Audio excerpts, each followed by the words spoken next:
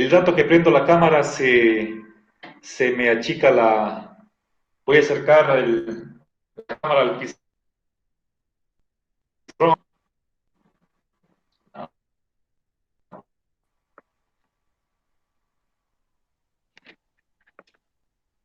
Ya, bien.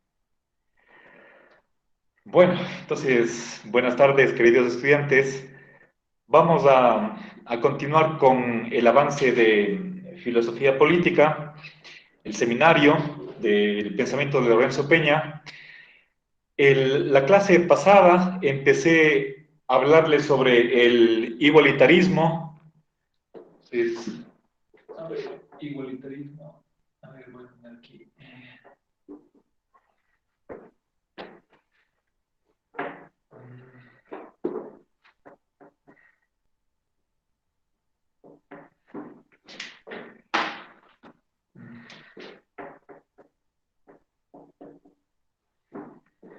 Bien, en esta primera parte de la sesión, a ver, sí, Giancarlos, acabo de incluirle. A Gracias, ver, profe.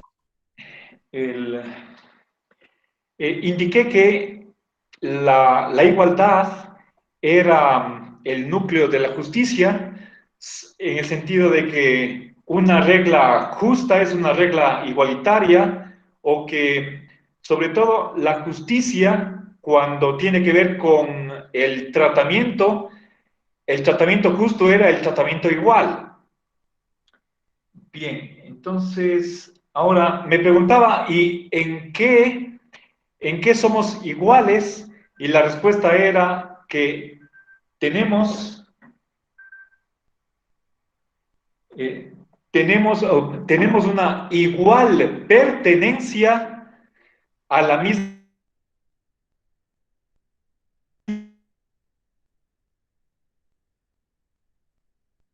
Esta referencia a la especie en este texto lo hace en otro lugar, pero no creo que es el errado el cambiar colectividad por especie. Obviamente no todos pertenecemos a la misma sociedad. Nosotros somos ecuatorianos, pero tenemos vecinos que son colombianos por un lado, peruanos por el otro. Entonces hay varias sociedades. Lo que tenemos en común no es la pertenencia a la misma sociedad, pero sí a la especie humana. Eso quiere decir que somos un tipo específico de animales. Entonces, avancé hasta ahí, ahora voy a añadir otros datos. A ver, veamos cómo concibe Lorenzo la sociedad en este pequeño sección. Recuerden, este tema del igualitarismo es el número 3 de un artículo mayor titulado Ideas para un mundo mejor, del año 2006. Son apenas aproximadamente unas 3 páginas y me parece que las ideas que están ahí son importantes en cuanto que él postula la necesidad de considerar la igualdad al momento de tener una filosofía política. Bien, entonces veamos qué es la sociedad y a partir de ahí cuál sería la sociedad justa.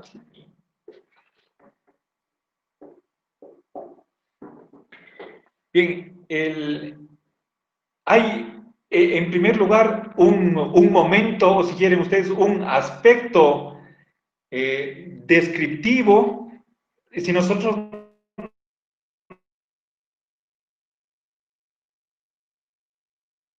la sociedad, Lorenzo menciona dos rasgos. ¿Sí? ¿Por qué vivimos en sociedad? ¿Sí? A ver, eh, Adrián, acabo de aumentarle a la lista. Ya, gracias, profe. Eh, Veamos por qué vivimos en sociedad. O sea, cuál es la razón de vivir juntos? Ahora, esa razón puede estar determinada por datos de la biología, por la evolución, por nuestro cuerpo. ¿Sí? Lorenzo dice que vivimos juntos para afrontar las tareas de la vida. ¿Sí? El,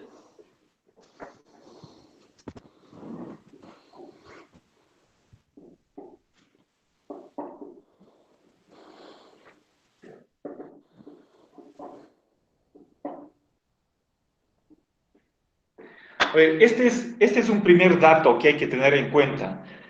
Pensemos, en primer lugar, la cuestión de la sobrevivencia. Si nosotros viviéramos aislados,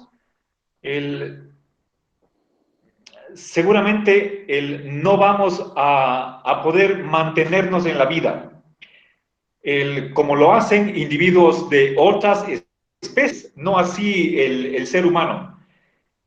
Piensen ustedes en la infancia, en la niñez, en la adolescencia.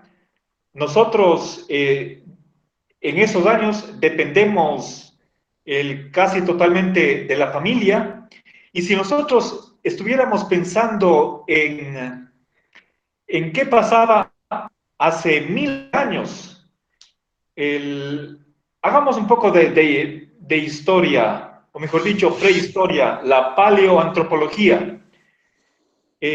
Aproximadamente el ser humano está sobre el planeta por lo menos unos 200.000 años. Eso está comprobado.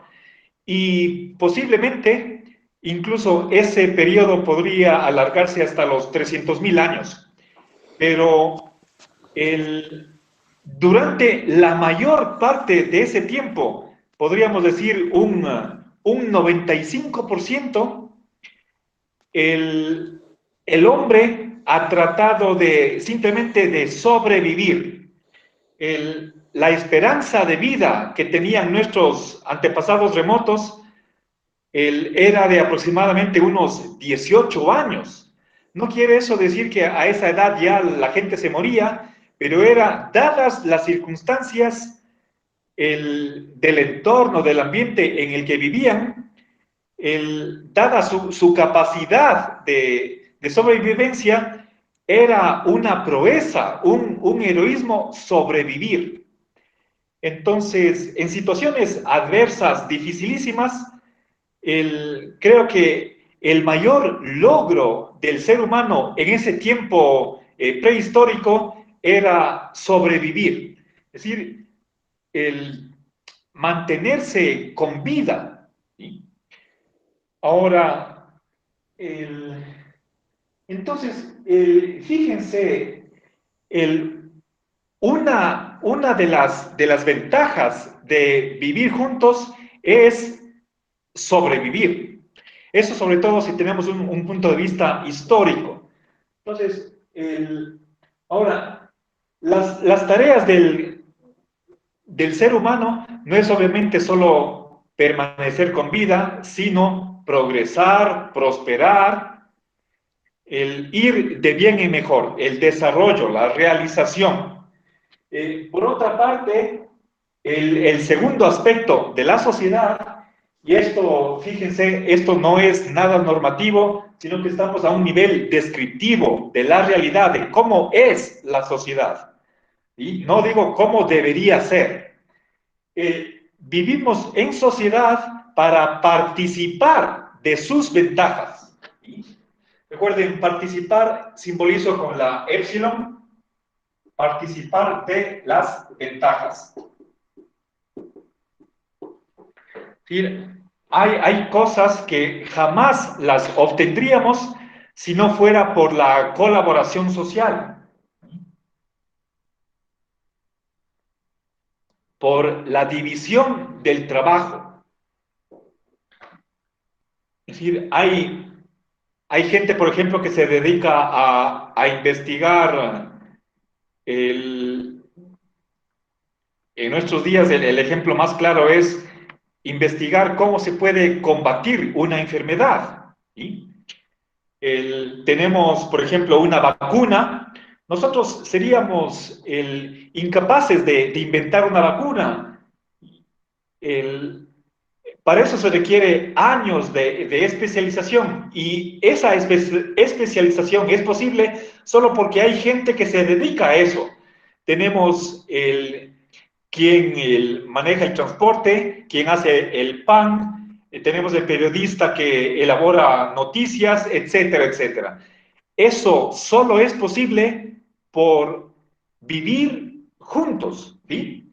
Entonces, fíjense, no es lo mismo, o sea, sería imposible que el ser humano sobreviva solo y por otra parte, los beneficios de la vida en comunidad no los podemos obtener en solitario. Bien, entonces ahora, de estos dos aspectos se sigue cuál sería la sociedad justa.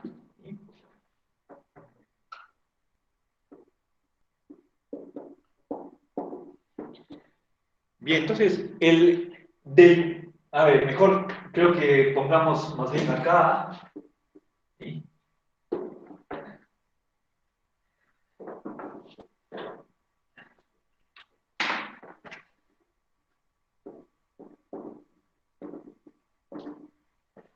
A ver, la sociedad, a ver, la sociedad justa es aquella en la que cada miembro, sobre todo adulto, y bueno, cuando no tiene esa madurez, progresivamente se va aumentando esa obligación de contribuir al bien común.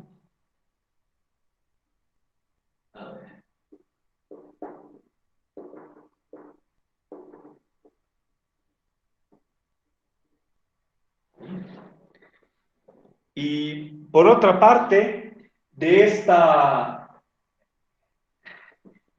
realidad, de este aspecto de la sociedad, de participar en sus ventajas, y ahí se sigue el derecho de participar por necesidad.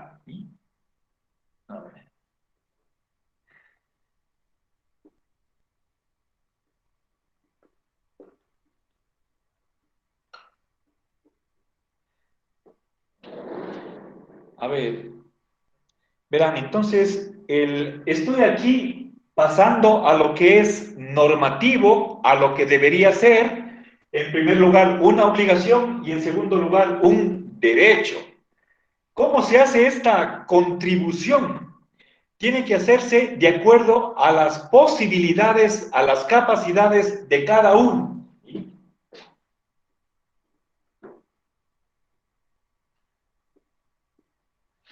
Eso quiere decir que el que es más capaz tiene que aportar más, el que lo es menos aportaría menos, que no podemos pedirle más. Recuerden, el, hay una tesis de que el deber, la obligación, tiene que basarse en la posibilidad. ¿Sí? No estamos obligados a hacer lo imposible. Nadie nos puede pedir que hagamos lo imposible. Por lo tanto, esta obligación depende de la posibilidad. ¿Sí? Es decir, es una obligación gradual. ¿Sí? A ver, el, todos tenemos el mismo deber de contribuir, pero contribuir en qué medida, esa medida va a depender de la circunstancia de cada uno. Quien no es capaz de contribuir simplemente no tiene esa obligación. Y acá también este derecho de participar de lo que produce la sociedad es de acuerdo a las necesidades. ¿Sí? Por lo tanto, hay ahí también una intensidad, una variación de cantidad. ¿Sí? El que más necesita debería recibir más, el que no necesita, no recibe. Bien, ahora, para terminar, quisiera contestar a un par de objeciones que considera Lorenzo. ¿Sí? Objeciones contra la igualdad, contra el igualitarismo. A ver, objeciones.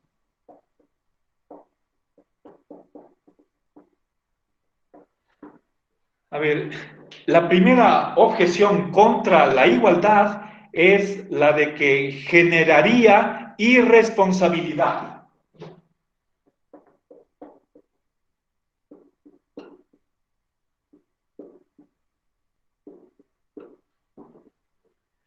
Ya. Piensen, piensen, por ejemplo, en esa formulación vulgar de esta primera objeción, la de que quienes se aprovechan de, por ejemplo, los servicios sociales, pensemos, por ejemplo, un subsidio de desempleo, ¿sí? Nosotros en nuestro país no lo tenemos, pero en Estados Unidos, en España sí lo hay. Quien, quien no puede trabajar y por lo tanto no puede conseguir por sus propios medios su subsistencia, tiene derecho a recibir de la sociedad, es decir, del Estado, una subvención, es decir, un cheque mensual. ¿Sí? Pensemos, por ejemplo, en Estados Unidos, el $800, en Europa, en España, por ejemplo, 600 euros, exactamente, bueno, me estoy inventando esa cantidad. Seguramente tiene que ser una cantidad moderada, el, seguramente para que no pase necesidades, pero seguramente no es una cantidad tan alta, de modo que de alguna manera la persona se sienta presionada para buscar trabajo. ¿Sí? Se suele decir, por qué tendrían los vagos que recibir ayuda? ¿Sí? Entonces, no habría ese derecho que está aquí de participar por necesidad. Obviamente no estoy hablando a ver, puede haber personas incapacitadas que han sufrido, por ejemplo, un accidente de trabajo, están inhabilitados de trabajar. Eso es un caso especial. Estoy hablando aquí de otras circunstancias. ¿Sí? A ver, si no estoy mal, puede ser que esté en el Evangelio o en el Nuevo Testamento, aquella frase de que el que no trabaja, que no coma. ¿Sí? El, Más o menos esa idea está detrás de esta primera objeción. Ahora, ¿qué dice Lorenzo al respecto? Entonces, veamos cuál es su respuesta. ¿Sí?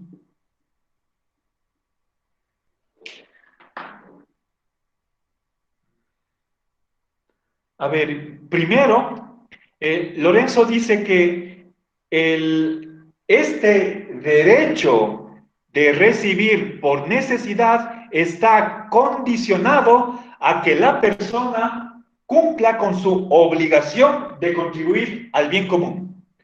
¿Sí? Entonces hay ahí una dependencia, una condicionalización de este derecho al ejercicio, al cumplimiento de esta obligación. ¿Sí? Entonces, no hay derecho a ser un parásito, a ser un vago, no hay derecho a no trabajar. Cada uno tiene que ser responsable por su propia mantención, si es que puede trabajar. Entonces, primera respuesta, el, el derecho, perdón, el derecho a recibir está condicionado al cumplimiento de la obligación de aportar. ¿Sí? A ver, derecho a participar condicionado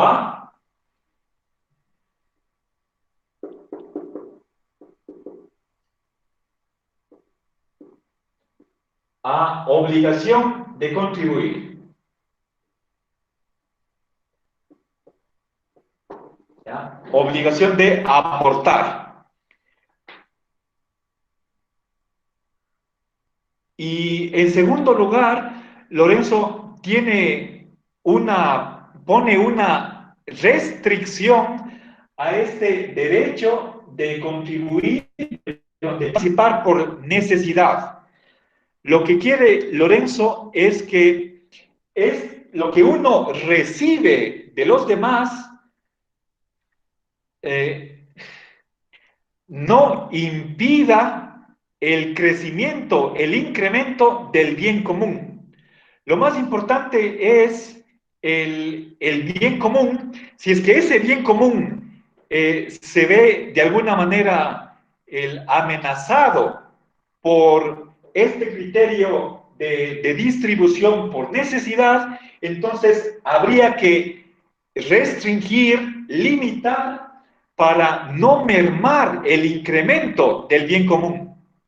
Entonces, si es que hubiera un conflicto entre más bien común y por otra parte distribuir por necesidad, este segundo elemento tendría que aminorarse o reducirse. El bien común sería la pauta suprema, ¿sí? Entonces voy a poner aquí el restringir el criterio de necesidad,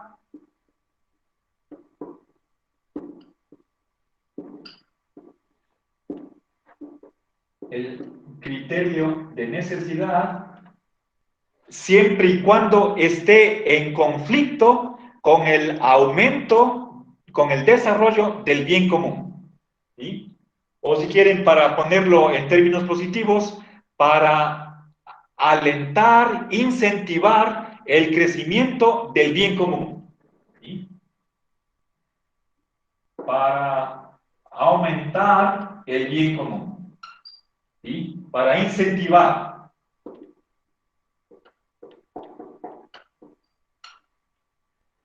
¿Sí? A ver, entonces, eso quiere decir que si nosotros comparamos igualdad y bien común, las exigencias de la igualdad tienen que subordinarse a las exigencias del bien común, ¿sí?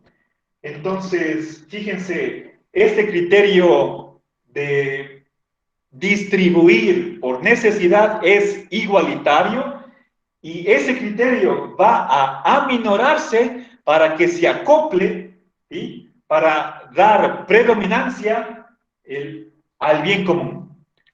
Lo peor que puede tener la sociedad es que decaiga, decrezca el bien común.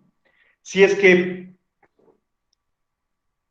si la implantación de un criterio igualitario hace que la gente no se dedique a aumentar el bien común, entonces obviamente eso va a ser el negativo para la sociedad. Por lo tanto, cuando hay esa tensión, ese choque entre igualdad, o si quieren ustedes justicia, puesto que dijimos que la igualdad es el núcleo de la justicia, si hubiera un choque entre justicia y bien común, lo que manda, lo que está por encima de lo otro, es el bien común sobre la igualdad o la justicia.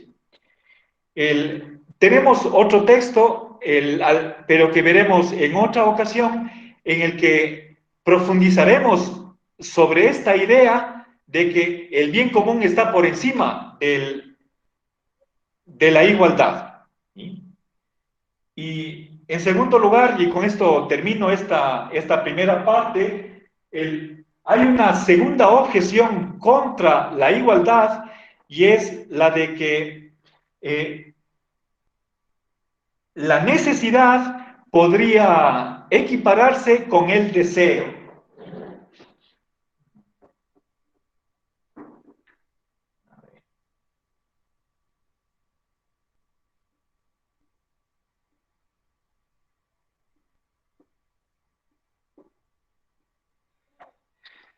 Bien.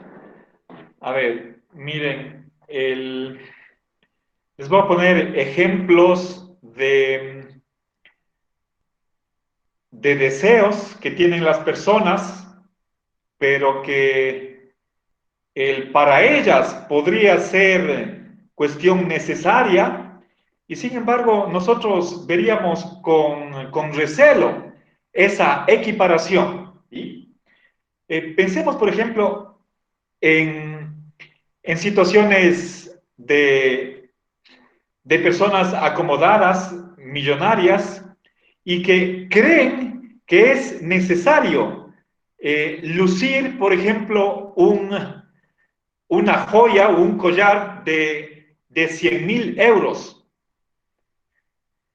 O pensemos en estos días de la pandemia, he visto que hay una concejala de Nueva York que tiene una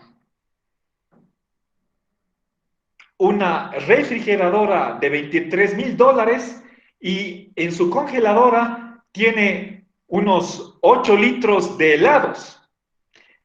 Pero sabe ella perfectamente que fuera de la ciudad o fuera de su casa hay gente que hace cola para recibir una ayuda alimentaria de parte del municipio de Nueva York. Entonces, otra persona puede tener deseo de hacer un viaje a Europa de 3 meses, pasar en París, en Roma, irse a Grecia, a Moscú, etcétera, como una necesidad. ¿Sí? Entonces, parecería que no hay un criterio como para diferenciar lo que es una necesidad de lo que es un deseo. ¿Sí? Ahora, ¿qué responde ante esto Lorenzo Peña? Obviamente está atacando el criterio de necesidad, ¿sí? Lo que es necesario para una persona puede ser lujo para otro. ¿Sí?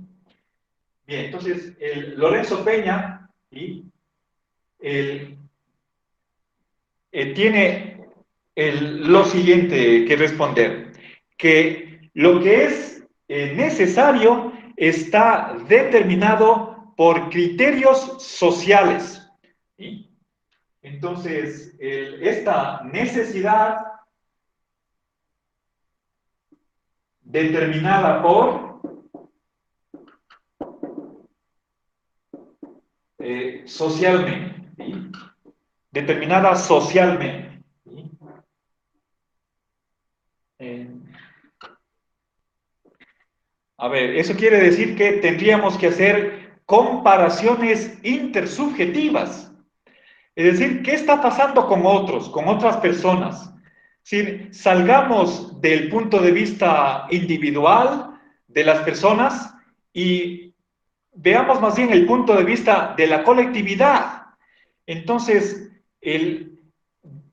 cuando adoptamos esa visión de la mayoría de la gente, entonces ahí podemos nosotros hacer una diferencia entre lo que es un mero capricho, un mero antojo y una necesidad real. ¿Sí?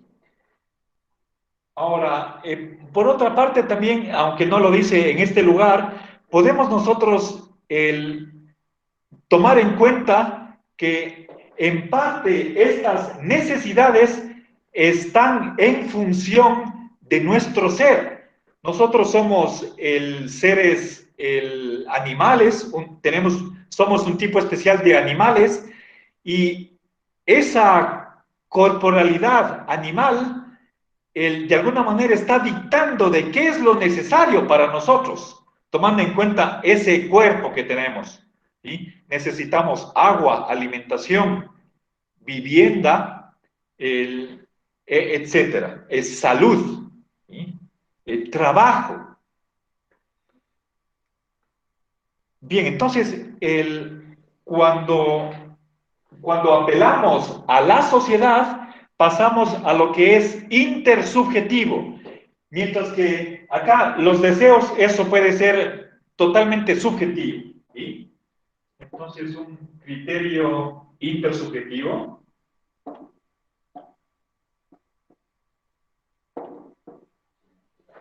Bien. Ahora, para terminar, Lorenzo añade que la igualdad se puede entender por lo menos de dos maneras: igualdad de oportunidad o igualdad de resultados.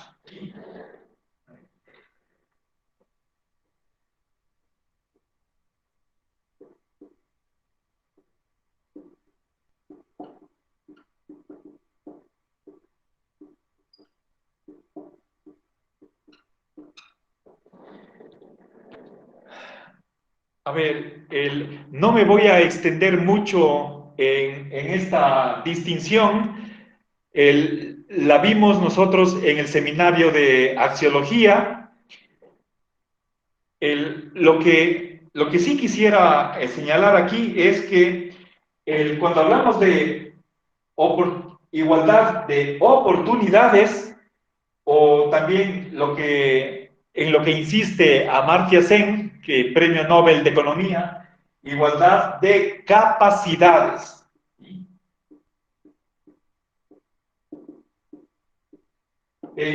Lorenzo Peña cree que estas dos igualdades son igualdades procedimentales, por lo tanto formales, mientras que esta de resultados se refiere a igualdad de calidad de vida. ¿Sí? Una oportunidad podría ser, por ejemplo, la cuestión de libre el acceso a la universidad. Y recuerden, eso planteaba, por ejemplo, John Rawls, ¿sí? O tener simplemente iguales capacidades, pero comparando oportunidad con resultado, la oportunidad viene a ser algo así como igualdad en el punto de partida, que todos estén igualmente capacitados al inicio. Si es que la vida se compara con una carrera, por ejemplo, carrera de 100 metros, entonces la igualdad de oportunidad sería que todos salgan de la misma largada, del mismo punto de partida, pero o sea, que nadie corra, por ejemplo, con piedras en el zapato o con cargas en la espalda, pero a la final no todos van a llegar a la meta al mismo tiempo. Va a haber ahí una desigualdad. ¿Sí? Si es que distribuyéramos la propiedad o recursos económicos al cabo de un determinado tipo de espacio de tiempo, vamos a tener nuevamente desigualdad. Por lo tanto, desigualdad de resultados. La igualdad que vale es la segunda. Para Lorenzo, estas dos primeras igualdades en el fondo son inigualitarias. Entonces, voy a poner aquí, según Lorenzo, aquí hay un inigualitarismo y finalmente Lorenzo cree que quienes están a favor de una igualdad meramente de oportunidad, más no igualdad de resultados, son aquellos que se interesan por la igualdad únicamente en cuanto que va a permitir igual libertad. Es decir, ahí estaría la igualdad subordinada a la libertad. Entonces, eso es lo que voy a expresar diciendo que la igualdad sería menor, ocuparía un lugar secundario con respecto a la libertad. ¿Sí? Si es que la igualdad fuera valiosa, sería así porque contribuye a una igual libertad. ¿Sí? Pero por supuesto ahí No vale la libertad por sí misma, sino instrumentalmente a que sirve a la igual libertad. Bueno, y con esto cierro este pequeño texto sobre el igualitarismo y no sé si tienen ustedes alguna pregunta, alguna crítica, un comentario, alguna objeción, o caso contrario paso en los minutos que me restan al siguiente texto.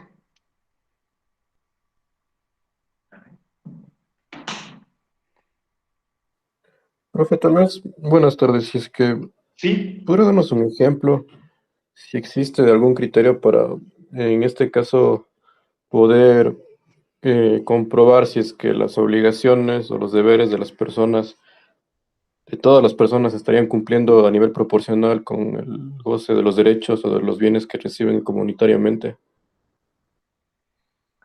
A ver, pero no. No hay proporcionalidad entre obligaciones y derechos. Yo les decía, lo que es proporcional es el ejercicio de este derecho a las necesidades y el cumplimiento de la obligación a las posibilidades. ¿Sí? En realidad, en el fondo, ese es lo que dijo Marx con respecto al comunismo. ¿Qué es lo que se va a pedir, a exigir de cada persona? A que aporte de acuerdo a su capacidad. Si hay capacidades mayores o menores, así será ese aporte, dependiendo de la capacidad. Y en cambio, por el otro lado, ¿qué es lo que debe recibir cada persona por derecho? Eso depende de que va a recibir más dependiendo de cuánta necesidad tenga. Pero, en cambio, no es necesario que haya una proporcionalidad entre derecho y obligación. Una persona puede ser que no tenga obligaciones porque está incapacitada o tiene una discapacidad, mientras que tiene derecho a recibir más, ¿sí? Entonces, cero obligación y alto derecho. Entonces, no sé si quizás, tal como le entendí, ¿cómo formuló usted, Abraham, la pregunta?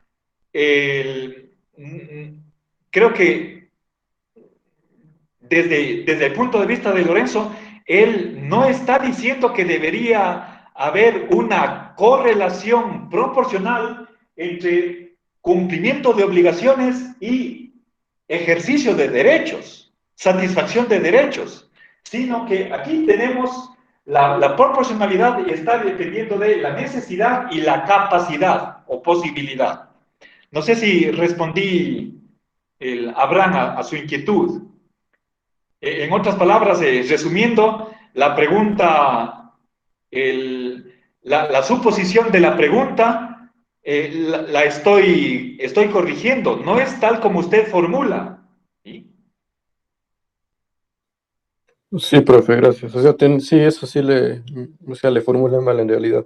La Ya, duda que tenía era si es que existe una forma de comprobar en la realidad de que las personas realmente tienen un límite en sus necesidades o en las capacidades que pueden otorgar a la comunidad. O sea, si es que existe una medida objetiva para todos, porque ese es, creo que, desde mi punto de vista, uno de las objeciones que más se les hace, ¿no? O sea, que no hay posibilidad de ver o comprobar si es que las personas son capaces, no son capaces, cómo se regula eso, si cumplen o no. ya. A ver, gracias, Abraham, el, por esa inquietud, a ver, esa curiosidad que tiene. A ver, bueno, yo, por una parte, creo que, bueno, la respuesta sería que es bastante difícil de medir qué es lo que puede dar uno, cuánto puede dar, ¿sí? El, puede ser que uno tenga una percepción, una imagen de cuánto puede rendir, cuánto puede aportar, pero quizás esté sobredimensionada o minusvalorada. Si nosotros quisiéramos ponerle en una escala del 0 al 100, ¿cuánto es la capacidad que tiene tal persona para, por lo tanto, que medir su aporte? Creo que no vamos a tener un parámetro objetivo, que es lo que se necesitaría.